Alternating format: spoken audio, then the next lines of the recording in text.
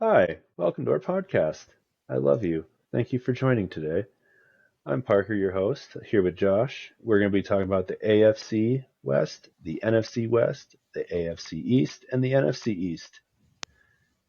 We're doing it all in one today because, well, we have lives, so my bad, our bad. Yeah, it's a month after the draft. Yeah, we're sorry.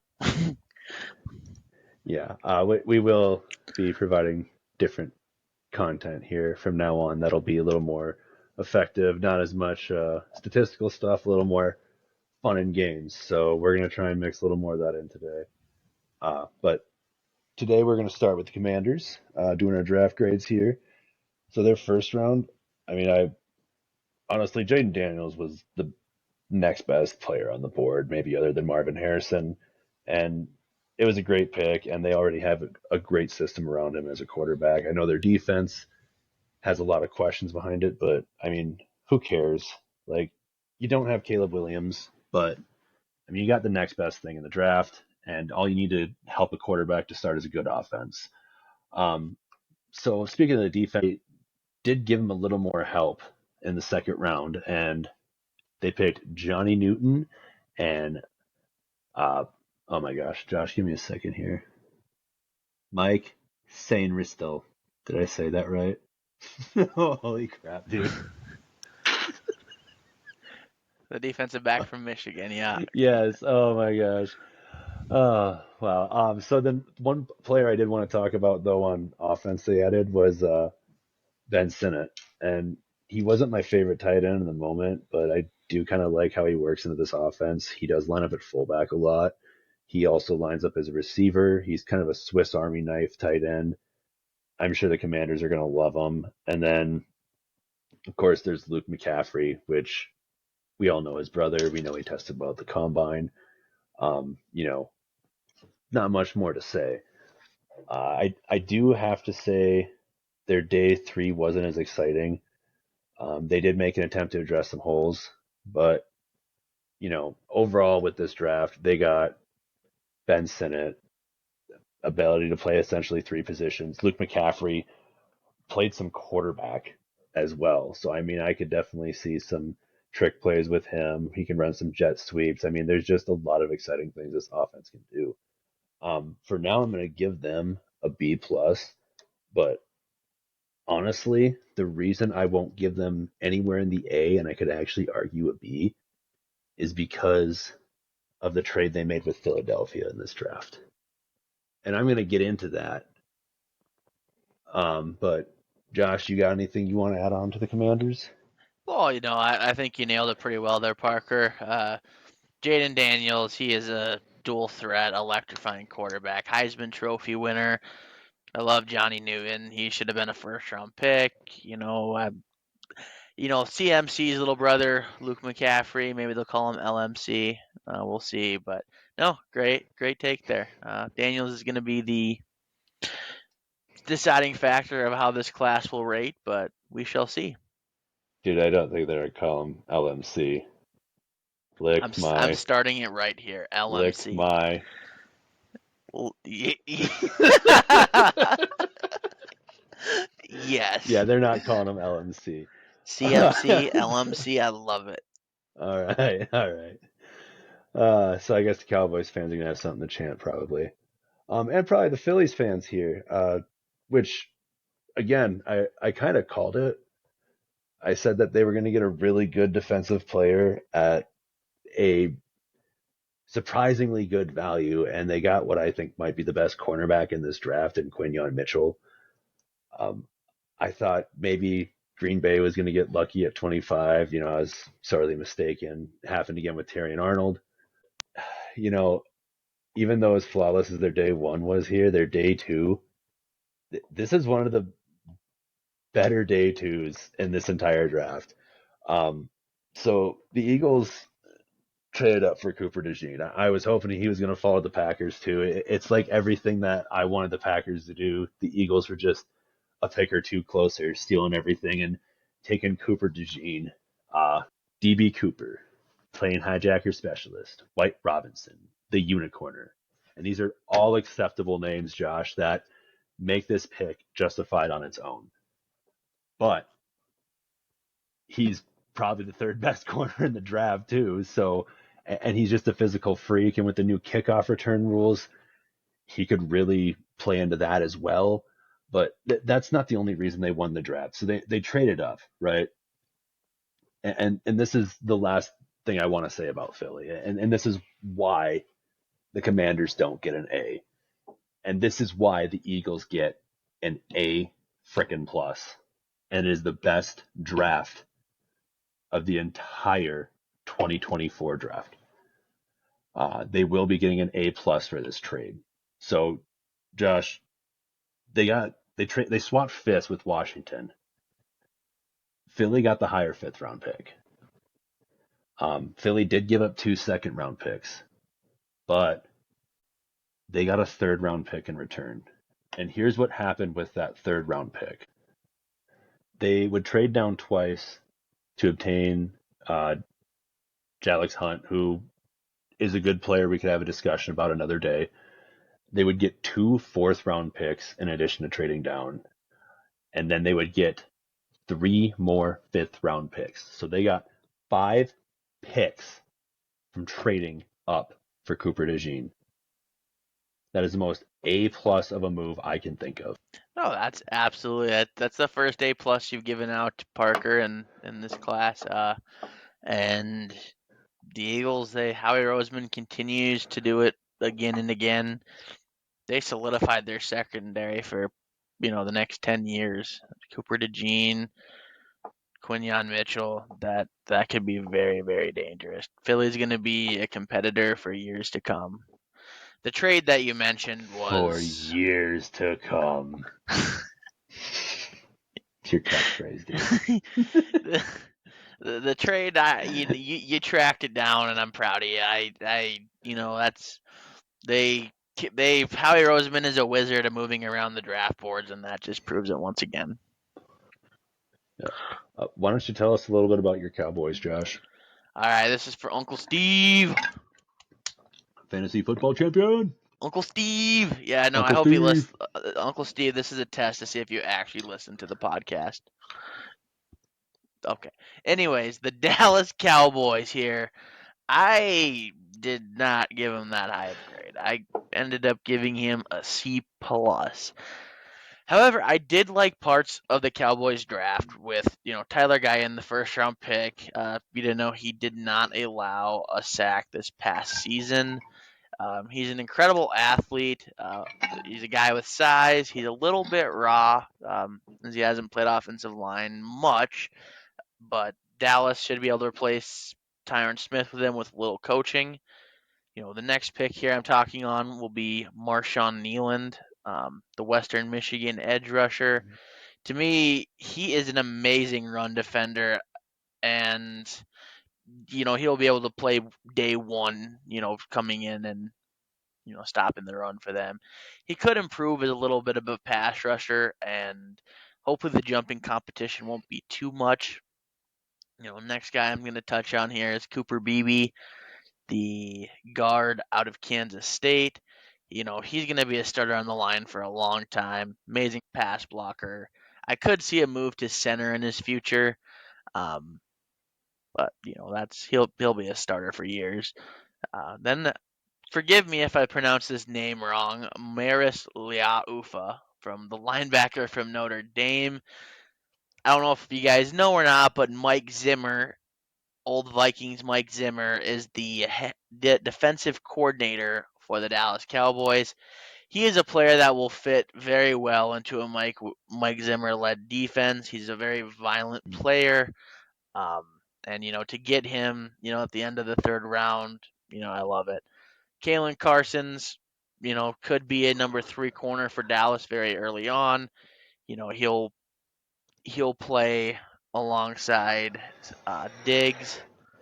To me, I'll give them a C plus because they really didn't draft any steals and didn't get incredible value. They just picked the players right in the position they were slotted to go, and to me, that's not really maneuvering. That's kind of the Dallas way, but C plus.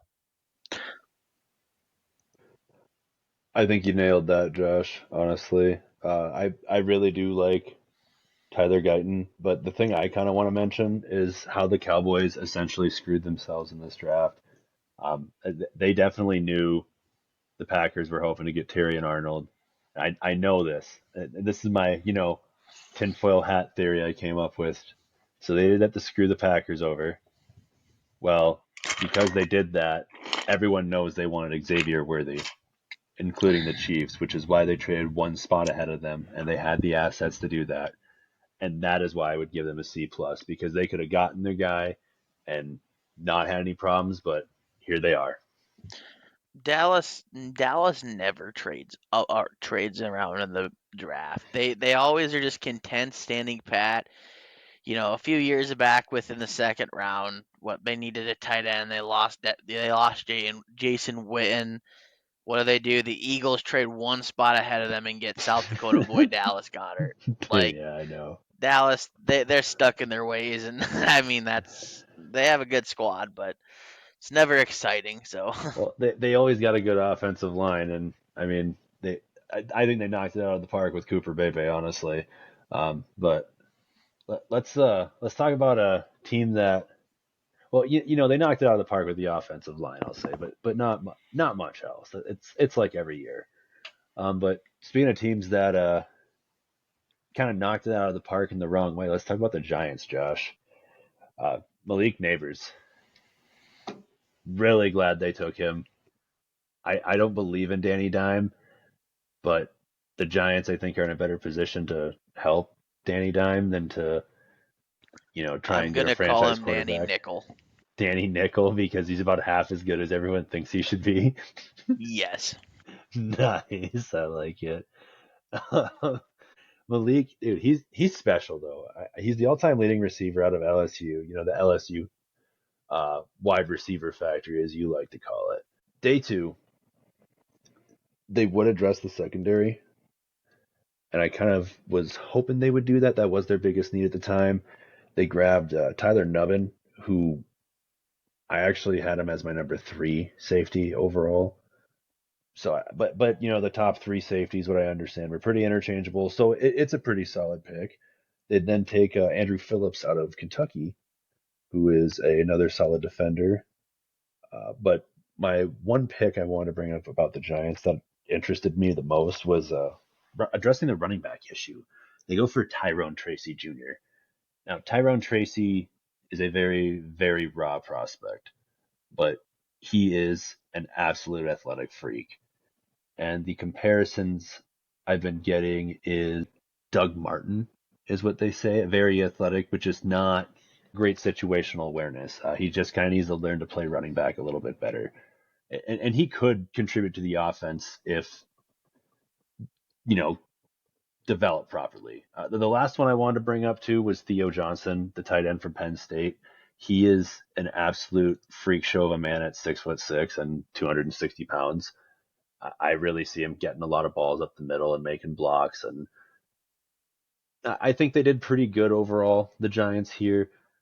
But the thing is they were like the 30th ranked offensive line, and they didn't address that this year, which I think is just a terrible decision overall. So they're going to get a C plus from me. And I mean, I would say that might be even a little lenient. I mean, they nailed it Yeah, out of the park with Malik Neighbors, in my opinion. He was my number one wide receiver from the start. I think he is a complete game changer. Gonna be like Odell Beckham Jr. is back in the Giants. He's gonna bring that kind of vibe. I right. thought it was a C plus. They should address the line. Yeah, no, solid dude. I like it. All right, so But flying from New York all the way over to New York here, uh, we're going to go to the New York Jets, which I think they killed it day one, trading their first round pick and getting a little bit extra, and then still getting their boy Olu Fashanu. I know I throw this term around very lightly, but he could be the best offensive lineman in this draft. When it comes to tools, he has some of the best. Large frame. And what do we always say, Josh? Footwork. Amazing footwork. And just amazing in the pass block as well. So Aaron Rodgers He only got about 4 snaps last year. Tyron Smith, Fashanu, Brees Hall should open up the passing game this year. Could see something from Rodgers. The Jets did trade their second round pick for Rodgers, so unfortunately nothing has came from that yet. However, the Jets would trade up to the top of the third round in this very deep wide receiver class. They took Malachi Corley. And Corley led the nation in yak. And this guy is kind of checks all the boxes for a receiver, honestly. He's just short at 5'9". I I do think that they could have gotten him where they were at, so I wasn't a big fan of the trade up, but it did get some more immediate firepower for Aaron Rodgers here. An injured Mike Williams in a shallow tight end room, Garrett Wilson. So I do like it overall, I guess, for the pick. But day 3, they would baffle me a little bit. They would take a running back, and then they would take our boy Isaiah Davis, which, hey, Isaiah Davis, Go Jacks. yeah, go Jacks. Uh, got taken, but they have Brees Hall. How many running backs do they need? It just doesn't make sense to me as a whole. I don't know why they would take another running back. So the Jets would take Jordan Travis, the QB out of Florida State, and I'm going to continue dogging on every single team that passed on Pratt. All I'm going to say about that is I really wasn't too impressed with the Jets day 2 or 3. So I'm going to give them a C minus. No, like I said, Fantashu is a great prospect. I love him. Think he's going to be one of the better tackles in the draft. But for real, we do need to just talk more on them drafting 2 running backs. I don't like that for our boy Isaiah Davis. No. He third, 4, and like he can contribute. He can ball right away. So he's gonna go need to kick Braylon Allen's ass and take over his spot, get his ass cut. So he's got a chance to be a contributor behind Brees Hall.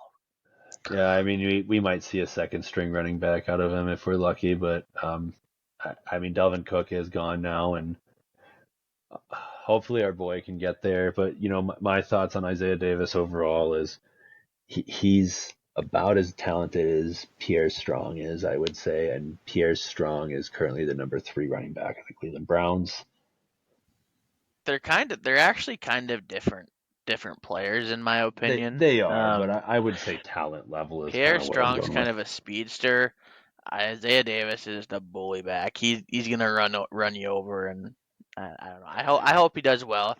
Hopefully, we have more than one You, good you know, South Dakota State player in the league. it was really weird because when I watched both him and Pierre Strong running the same offense together, a lot of people were saying like how amazing Isaiah Davis was. They're like he's not even that big of a power back, and then just over time, people are not saying that anymore. So I think he might have kicked a gear his sophomore year, something like that. But he was fun to watch for sure. So, Josh, why don't you talk about the other team in New York? Yeah, let's do that. Bills Mafia. Here we go. Keon Coleman, love the dude. Parker, how high was I on that guy? You're pretty high on that guy. I actually sent out a text to the group chat. We haven't really talked about this months ago, and I thought he should have been in the same conversation as Harrison and Neighbors. Personally, the guy is gonna be a stud, superstar potential. However, what I don't like is the trade down twice that give the Chiefs Xavier Worthy. Okay, you should never be trading in the first round. They've kind of became arch rivals with the Chiefs. Why would you give them a weapon when you can't stop them to begin with? I don't get that the meaning behind that. Trade down with someone else. Carolina may have wanted to trade up. But I think that is just idiotic on their part. It's not the trade itself, it's just who they traded with. You know, so that's kind of why I'm dogging them with this trade, the grade a little bit. However, Cole Bishop, I really, he'll be a starter day 1. Bills need extreme safety help. They lost both their starting safeties this year. due to cap issues. However, I think adding Cole Bishop will definitely help. Another player I really liked in this draft was day three. I think they nailed day three. I really think they nailed day three. They got a couple players that I really like in the fourth and the fifth round. Ray Davis, the running back from Kentucky. I was actually going to compare him. I think him and Isaiah Davis are very similar players. Ray Davis may be a little more explosive, but they're very similar styles in running. I think he will complement Cook very well, James Cook very well. Cedric Van Pran, the center, may start for the Bills right away. He was a stalwart on that Georgia line for years, and to me, he's got top 15. I mean, I think he's going to be a middle of the pack center, but to get him in the fifth round, that is extreme value. Um, I thought I give him a C minus again, mainly because of the trade, but they got some solid players and they had quite a bit. They had quite a lot of picks here, so So one pick I really liked from the Bills was the Cole Bishop one, to be honest with you. So Cole Bishop is actually my number one safety. The guy reminds me of Harrison Smith, and I was really I'm going to say this again. This is who I wanted instead of Javon Bullard. So Javon Bullard was my number two. Cole Bishop was my number one. I'd have much rather had him. I would have loved to see a Harrison Smith in our defense. Uh, and honestly, I would actually move the C minus up a little bit, but I do understand you don't like the trade with the arch rivals. But assets are assets, and they still got an amazing when receiver in Keon Coleman too. yeah. So if they would have gotten Xavier Worthy, I mean Keon Coleman could have fell to Kansas City. Well, I mean, this is what I'm gonna say. I guess just in regards to that, it's when Xavier Worthy is beating you in the AFC Championship game. Don't come crying to me. No, I can see that too for sure. But what if Keon Coleman was catching him instead? I just the way I see it, Keon Coleman's the better receiver in Europe. These guys haven't even played a snap yet, and we're trying to argue who's better already. It's like you're gonna be like, how did he fall to the 33rd pick? I'm just gonna say I don't know. I don't know. Let's go Yeah, somewhere nicer, Parker. let's go to Miami, Let's do it. Miami Dolphins, for that matter, and drafting Chop Robinson first.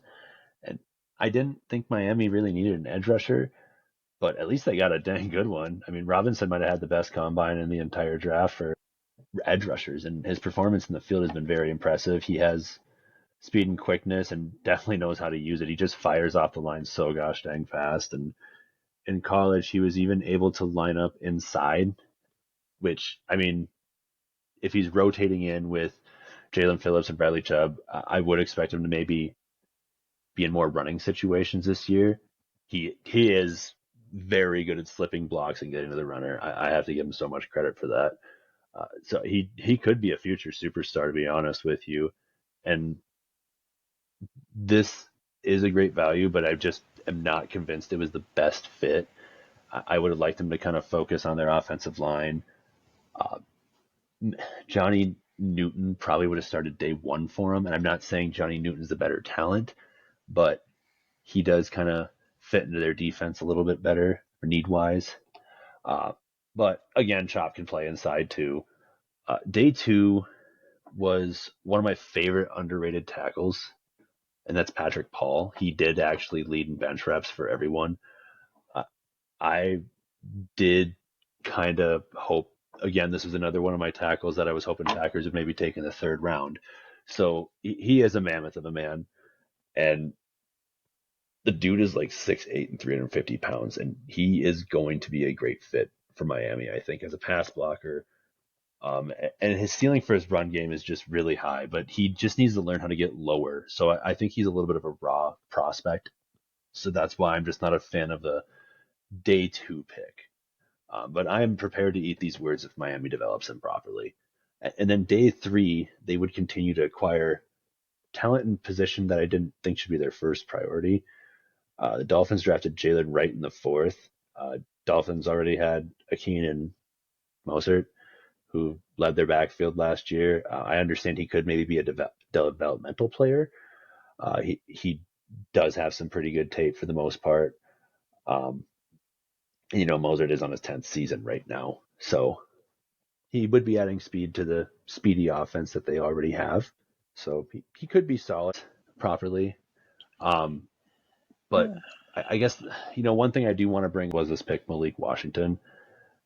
He is a true slot receiver. He was a consensus top 100 pick, and he should add to that offense. But it's a 6th round pick.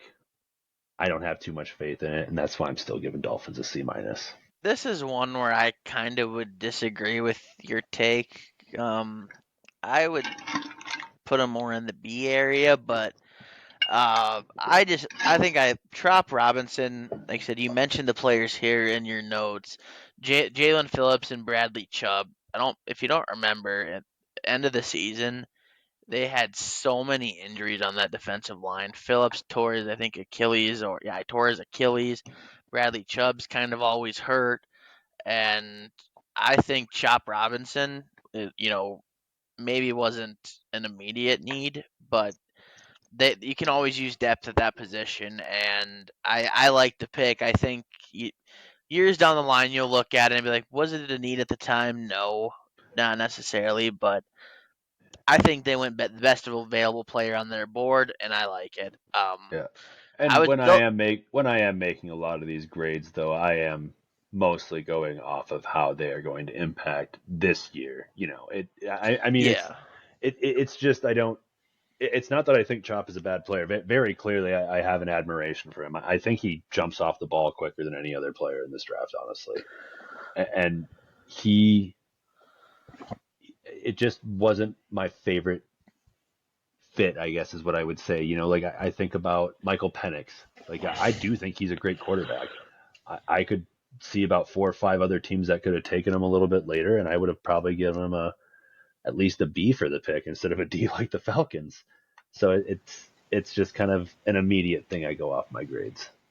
No, fair enough, fair enough. Like I said, and this is the other thing that, like I said, you kind of mentioned on, um, I just wanted to add on with that Jalen Wright pick. They just think of this. He loves having multiple running backs. Mostert's getting up there. He's, like I said, 10 years in the league right now for Mostert. Yeah. All right. Well, just think of it. Jalen Wright and Devon Achane. Jalen Wright ran the fastest 40-yard dash at the combine for a running back. He is extremely quick and fast, and him and Achane together is kind of terrifying in that backfield. It He could will be. slowly replace Mostert, and Achane and Wright will be really solid. But that's all I got to say about that. That's all I gotta say about that. So let's go back up north, Josh. New England Patriots. So Drake May. We're going to talk about Drake May, obviously. He, I really thought the Patriots should have traded back. I really thought they maybe should have taken best available player because I do not think they are prepared to handle a franchise QB at this time. I understand the need, but with the below average offensive line and shallow receiver room, they just had a lot of work to do in this draft. But I mean, his potential is off the charts from what I understand. Josh is always saying it's like taking Josh Allen and Justin Herbert and smashing them together. It's he's a very exciting player in this draft. He does have a little inconsistent footwork in the pocket, but his arm talent shows some amazing flashes. He just really laces some throws that are really fun to watch. But I would have rather seen the Patriots try to build assets. Um, the only that being said, he was probably again, other than Marvin Harrison Jr., probably the best player on the board available at the time. So I mean, in terms of value, it was a good value pick. But the thing I also like the Patriots did though was on day 2 they kind of had me eat my own words on that a little bit, and they took Jalen Polk.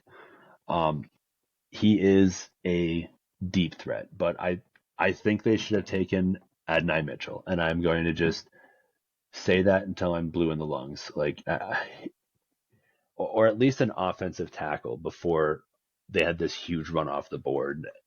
But the Patriots would eventually obtain the one from Penn State and Caden Wallace. And I mean, there's just a handful of linemen I'd have taken instead.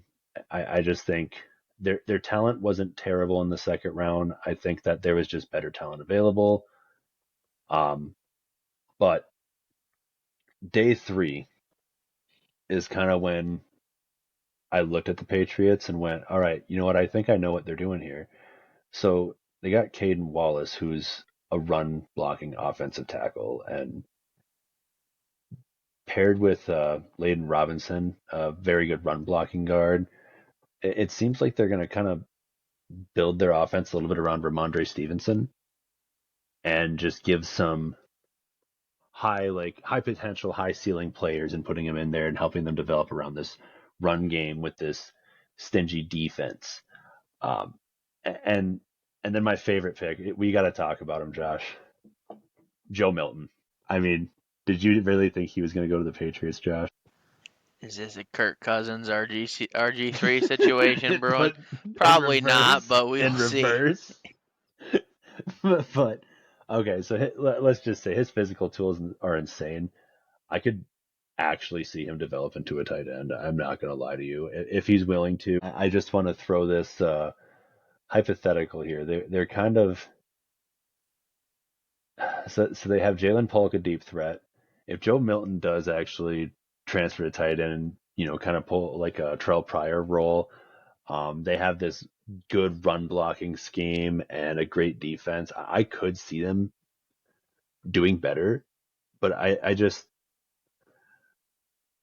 I don't know. Again, I would have rather see them build their team a little bit more before they got a quarterback.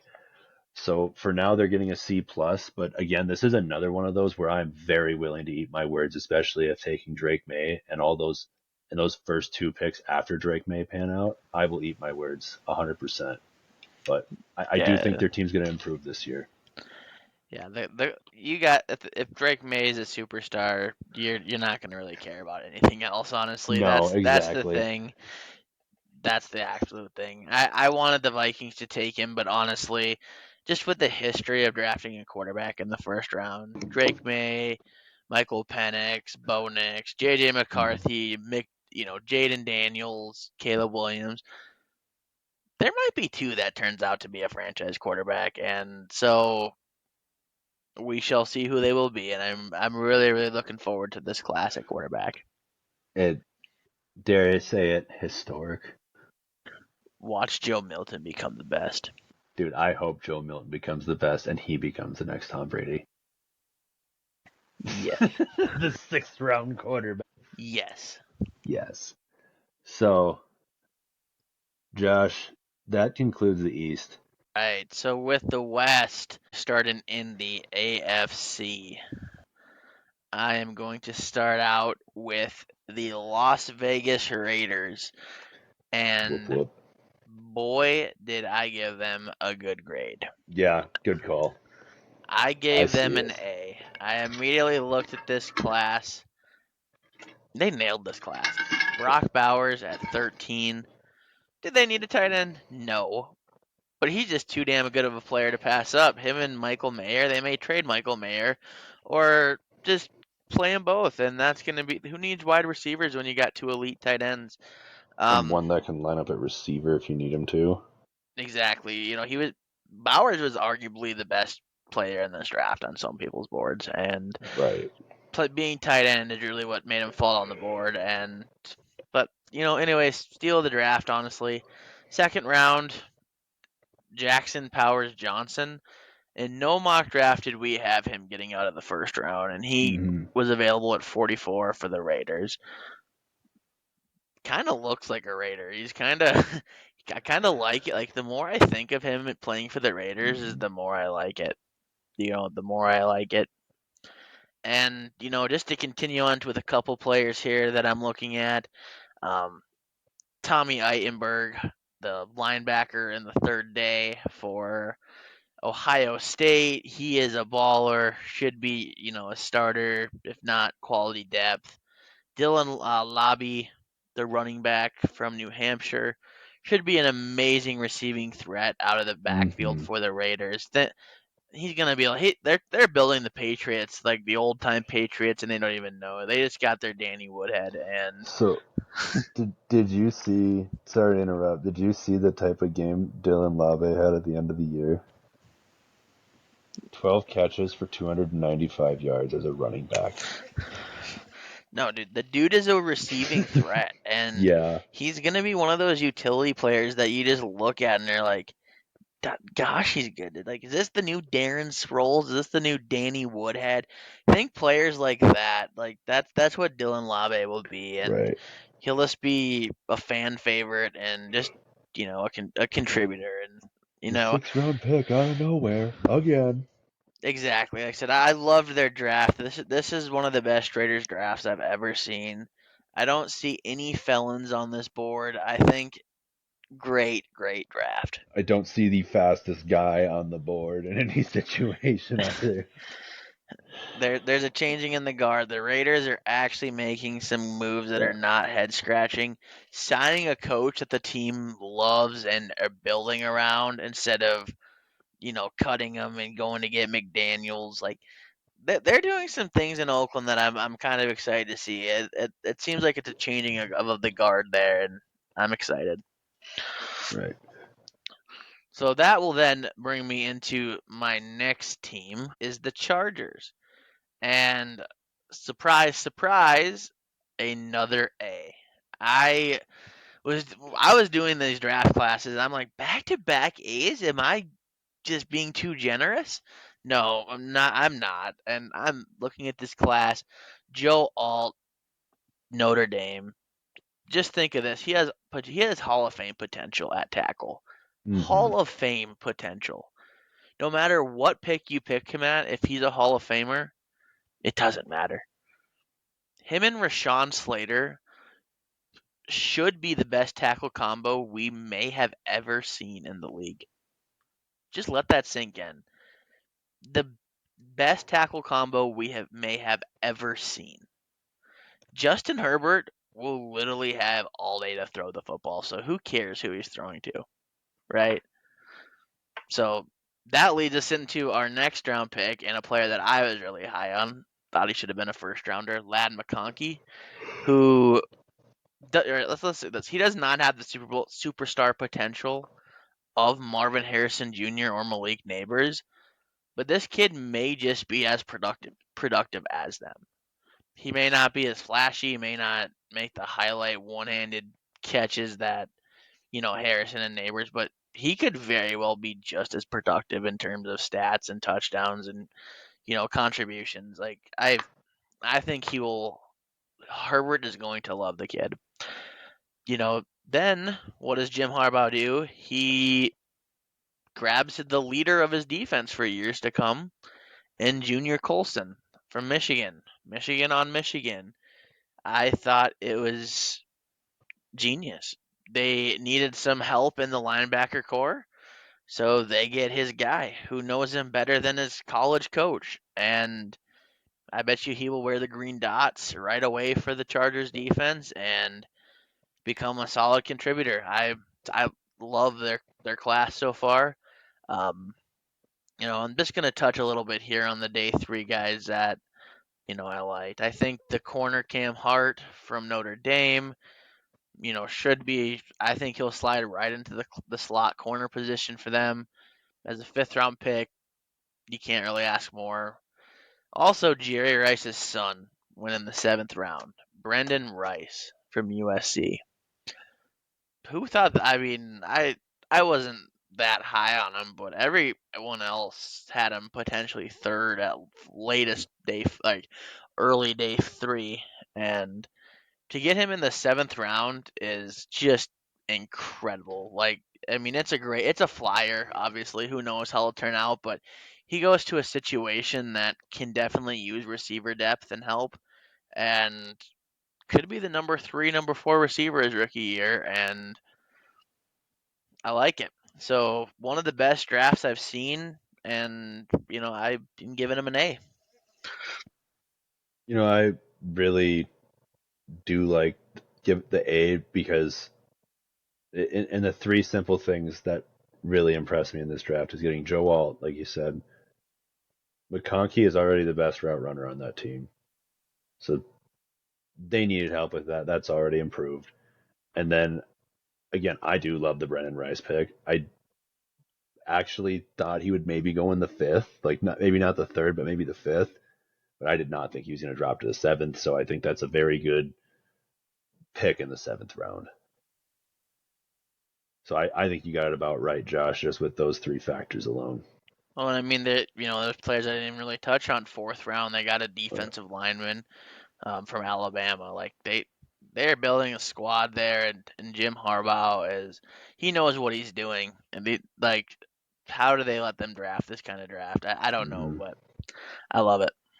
When we drafted these teams here, we did not find out that I indeed in fact draft the entire AFC West. So let's get over to you with an NFC West team of yours. So this last half of this draft is not all me. Go ahead, Parker, with the NFC West Seattle Seahawks.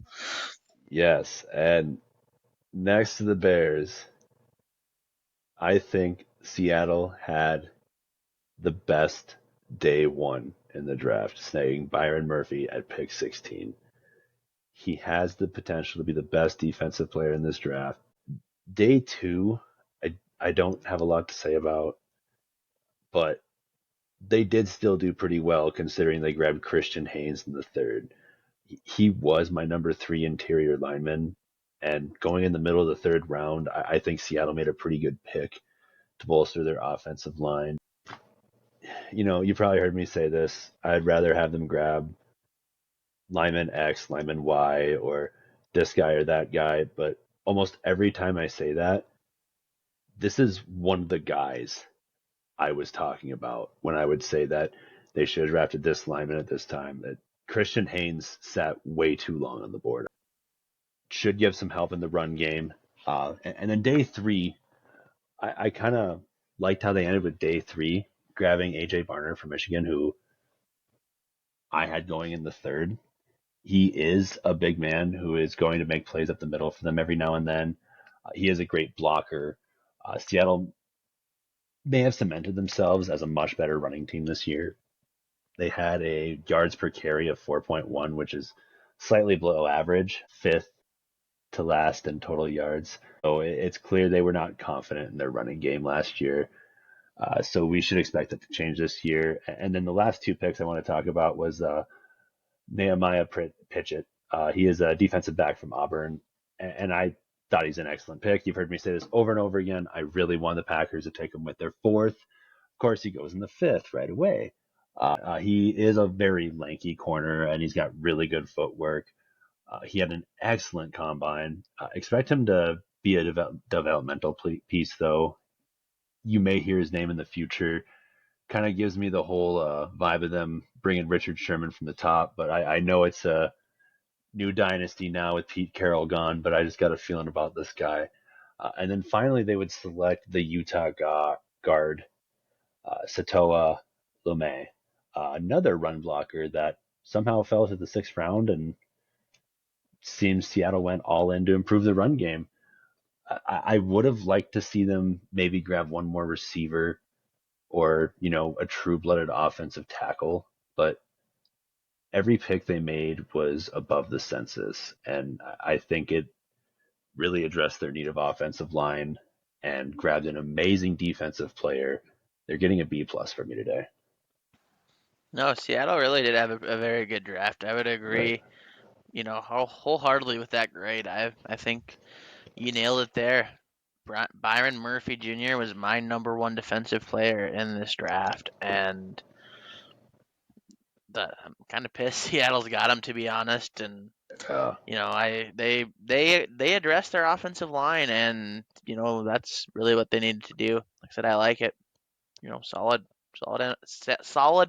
analysis. I really don't have anything yeah. else to add. The only thing I would really say is that I do want to add is just I really wish they had taken a receiver in the fourth round. That is all they would have probably had to do to bring me up to an A. Yep, we're making a jump from Seattle to Kansas City. What a jump. All right. The Kansas City Chiefs here, Xavier Worthy. Right. They traded up for him. I gave them a B minus with this draft.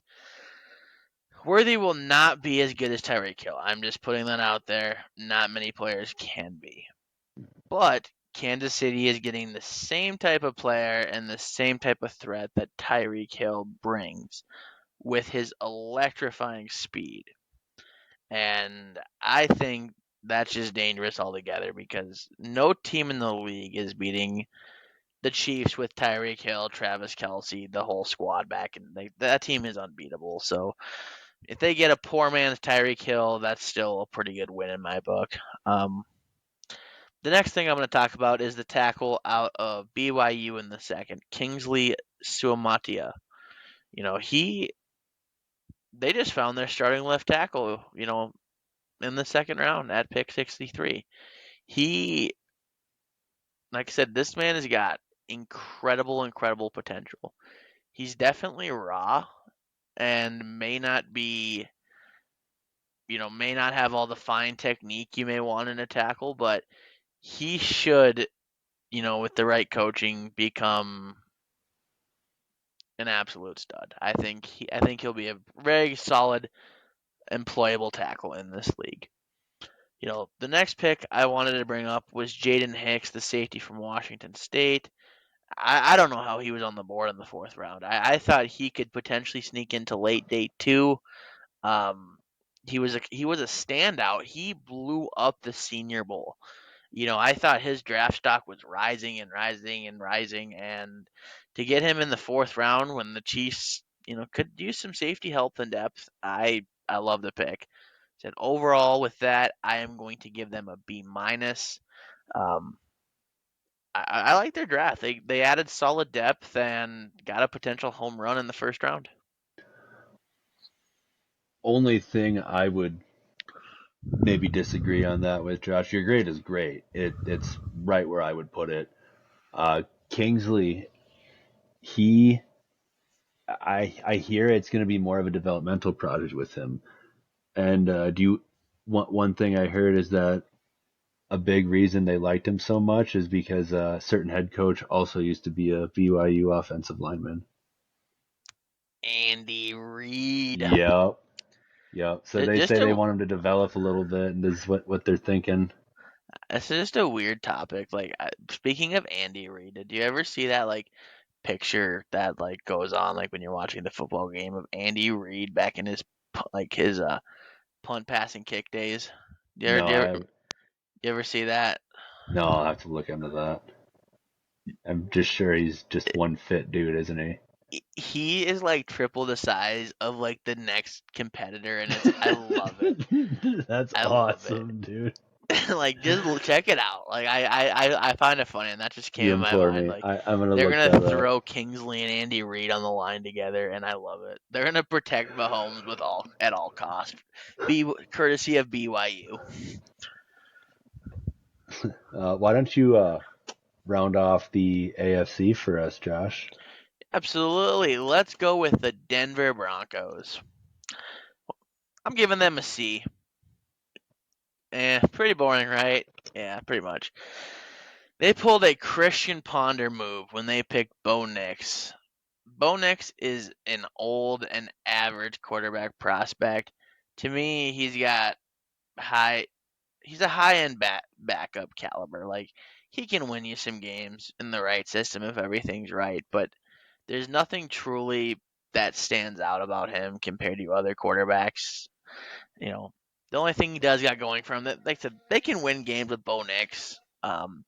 He fits well into Sean Payton's quick passing game style. So who knows? Maybe it'll work out. No set. And then another reason why this grade is so low.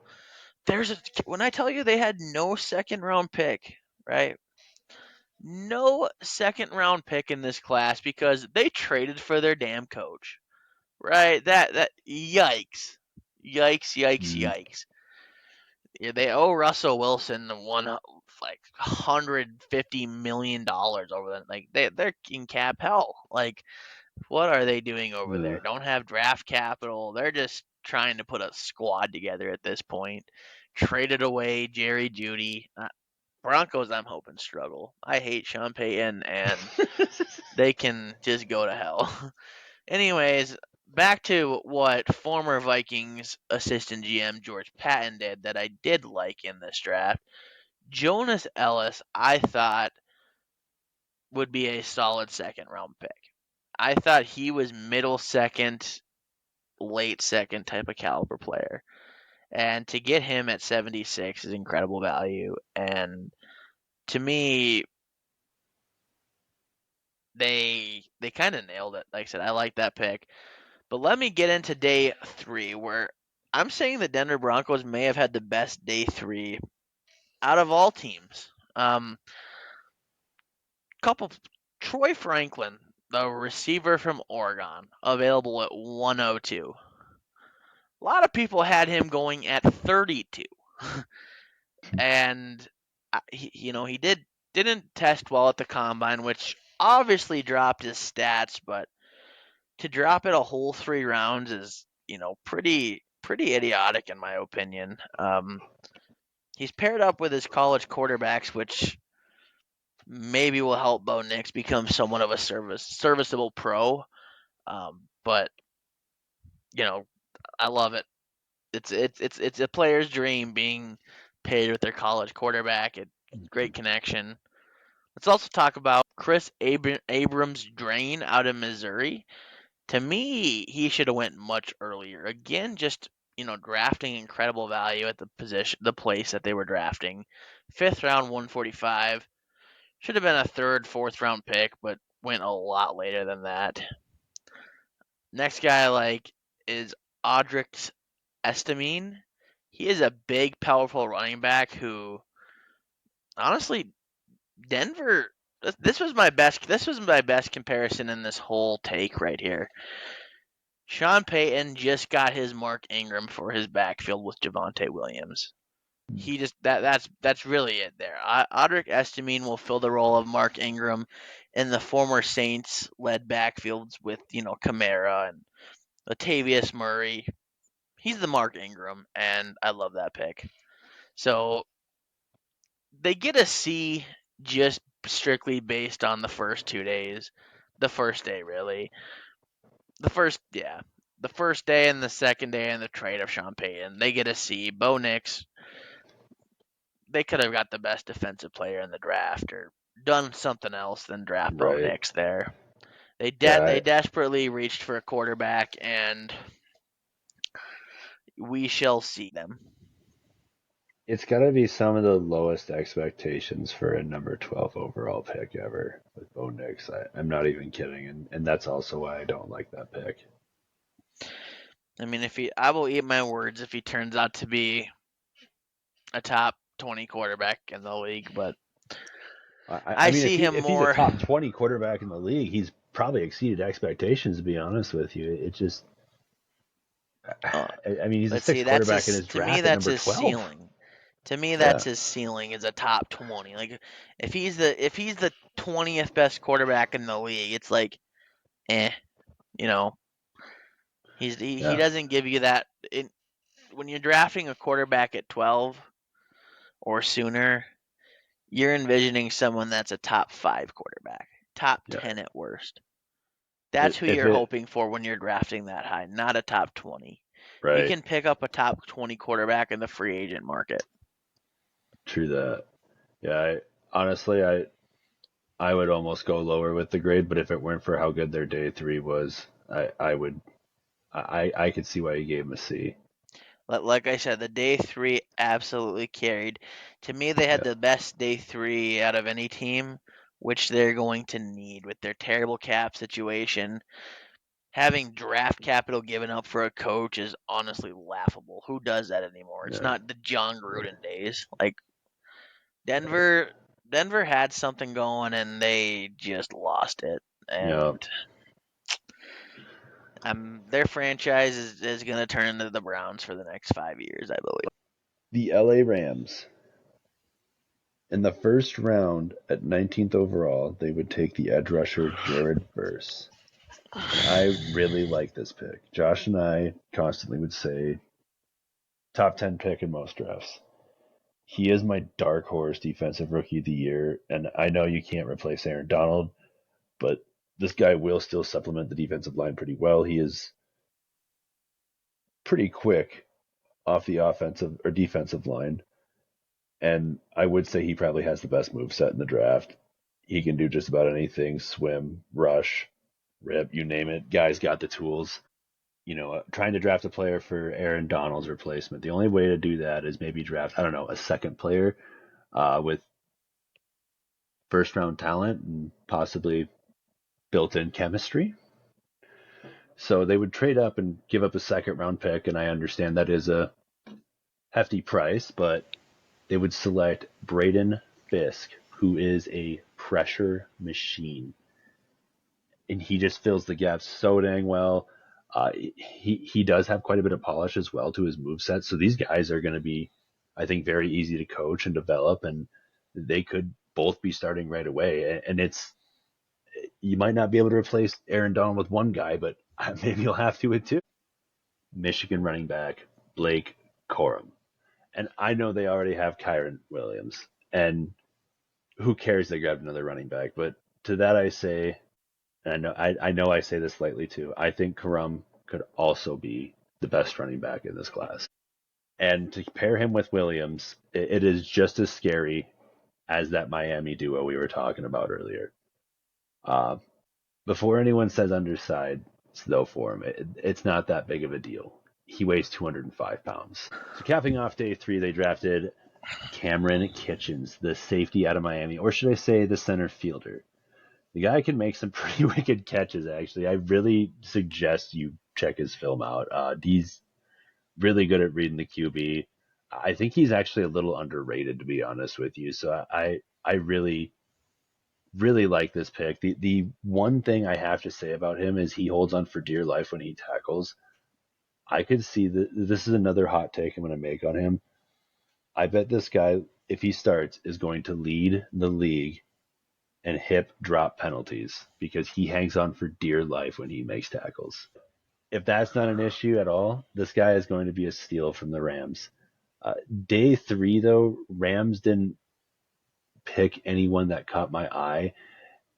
I am impressed with the amount of talent they drafted for help on the D line and interior O line as well. I did like the Stafford kicker, Joshua Carty, and I'm not going to argue with Josh on this one, so we're just going to say he's the second best kicker in the He's got a draft. great All right, name. Got a great name though. Give him he that. does, he does.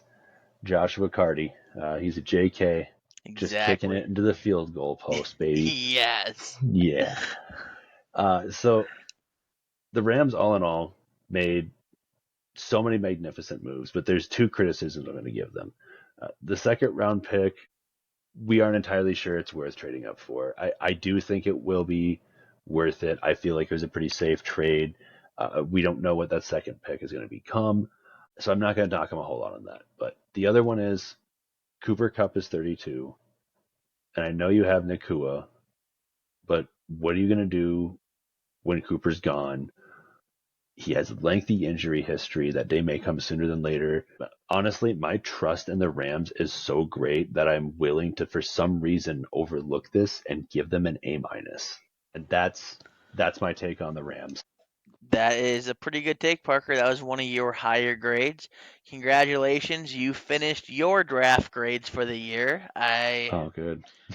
You finished them. I got a couple more here to get to, but Heck just to yeah. touch on the Rams a little bit, Jarrett, solid draft. Jared Verse, great pick. Mm, They, what are they gonna do when Cooper Cup is gone? How about run the damn football? fair. They're building a damn good team.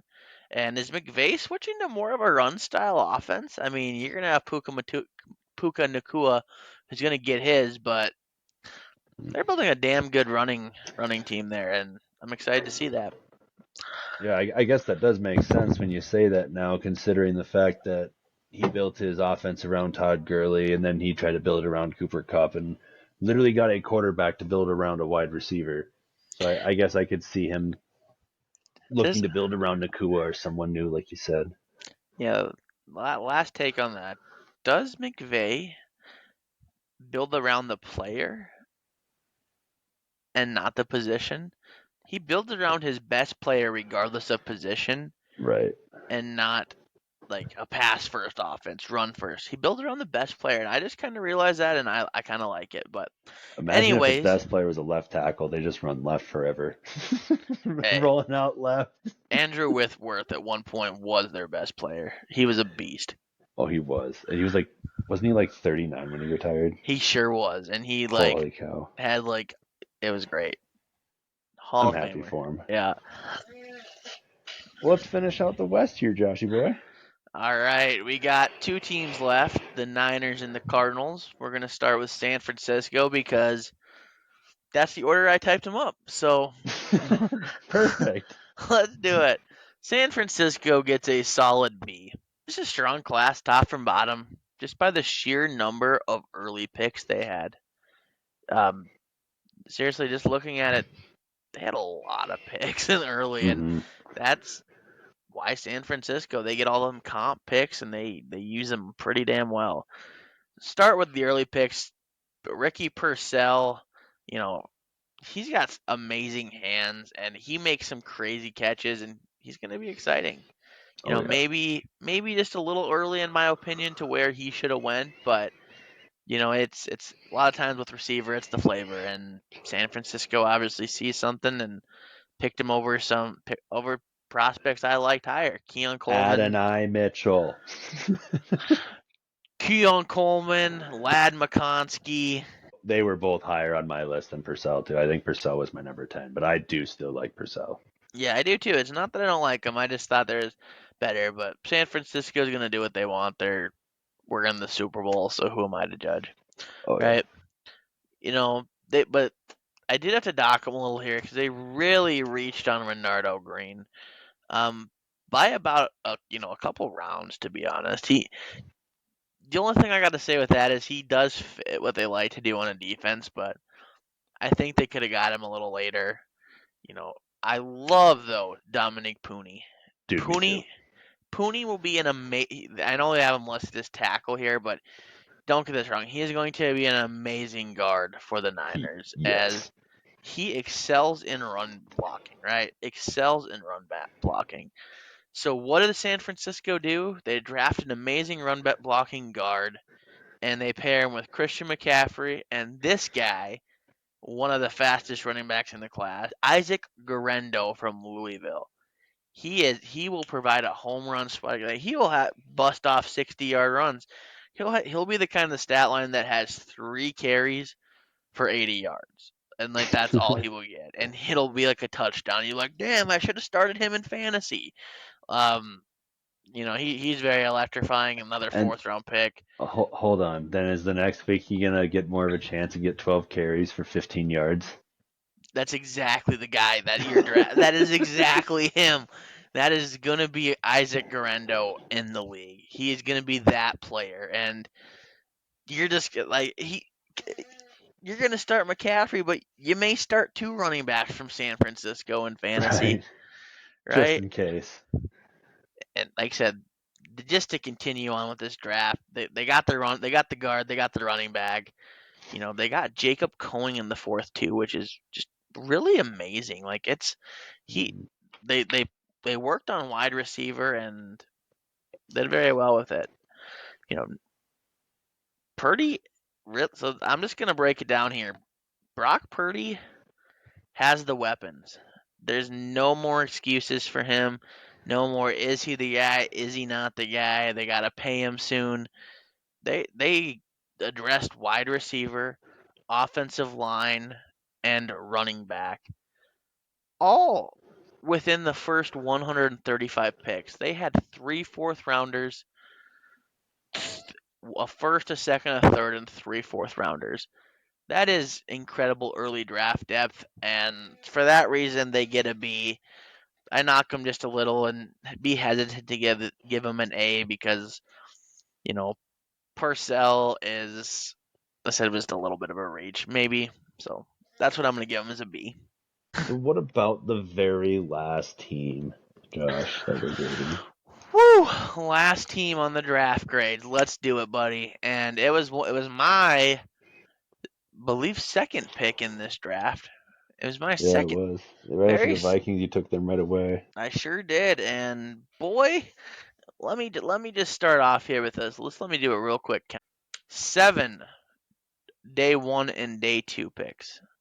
That is more than most people had in their entire. That's more than some teams had there in their entire draft.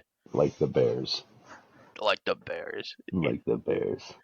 Anyways, to start off, I gave Arizona an A plus.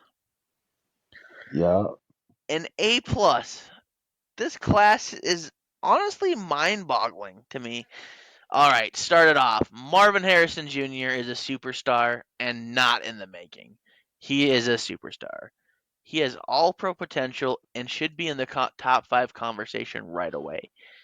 He gives them another generational wide receiver they haven't had since Larry Fitzgerald.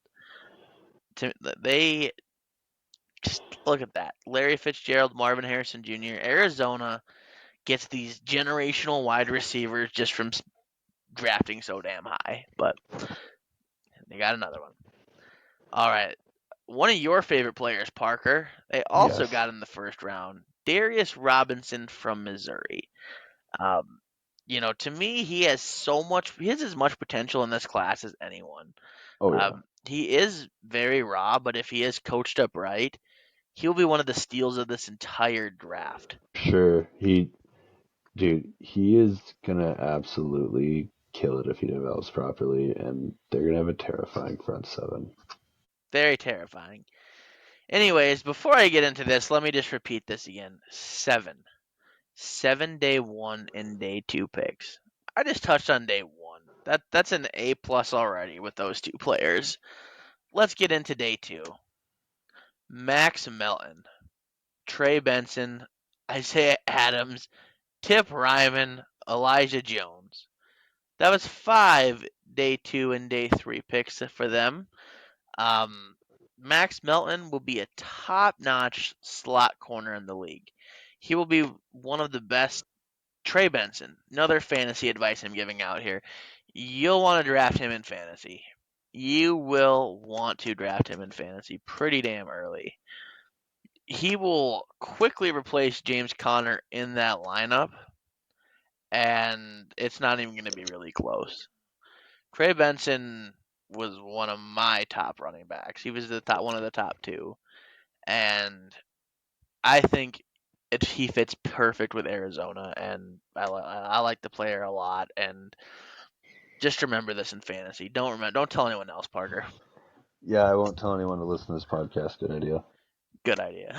I don't want to steal Trey Benson from me. Anyways, Tip Ryman is a sleeper.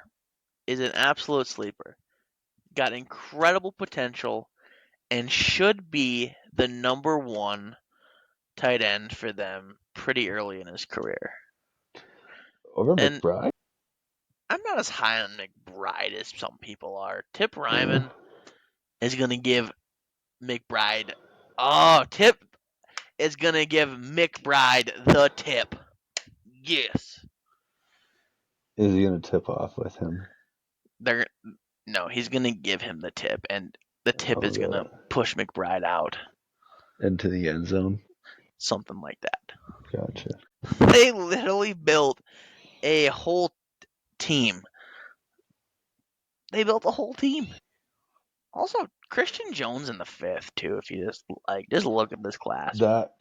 Oh yeah, I was gonna bring that up. Honestly, he is one 12. of my favorite day 3 offensive linemen taken in this entire draft. It Mason McCormick is my first, like undoubtedly. But Biasly. no, undoubtedly he's the best. The end. I can't remember who the other one was, but either way, Christian Jones is one of the.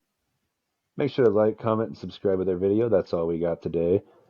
From now on, Josh and I are going to be switching up our content a little bit here, so stay tuned for that. We appreciate all you for watching so far. and we look forward to showing you what's coming next. Have a great day. Bye. Mwah. Mwah. Mwah.